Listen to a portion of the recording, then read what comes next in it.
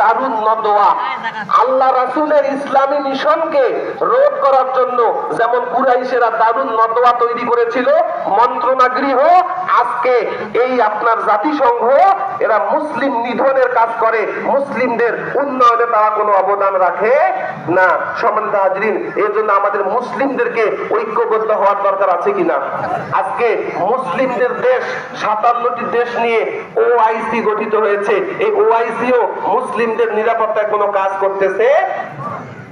যদি আমরা মুসলিমদের উদ্ধারের জন্য, মুসলিমদের সহায়তার জন্য অবদান না রাখি, কিয়ামতের ময়দানে আল্লাহ আমাদের বিরুদ্ধে মামলা দেবে।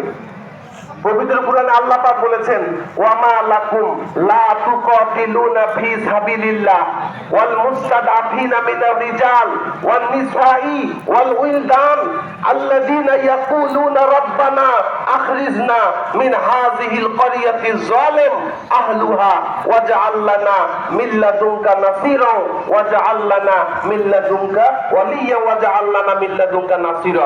এই আয়াত যখন আমি পড়ি, আমার মনে হয় এইটা আজকে ফিলিস্তিনের ওই গাজার শিশুদের আত্মচিৎকারে আল্লাহ এই আয়াত নাজিল করেছেন।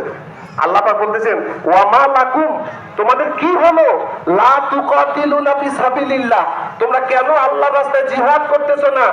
ওই সমস্ত নারী, পুরুষ এবং কিশোর বিরুদ্ধদেরকে উদ্ধারের জন্য আল্লাযীনা ইয়াকুলুনা, যারা চিৎকার মেরে বলে, রব্বানা, ও আমাদের রব, আখরিজনা, আমাদেরকে বের করে নিয়ে যান, মিন হাযিহিল ক্বরিয়া, এই জনপদ থেকে, যালিম আহলুহা, যেখানে জালেমদের আগ্রাসন শুরু হয়েছে, ওয়াজআল লানা মিন লাদুনকা ওয়ালিয়্যা, আপনার পক্ষ থেকে আমাদের জন্য একজন অভিভাবক পাঠান, ওয়াজআল লানা মিন লাদুনকা নাসীরা।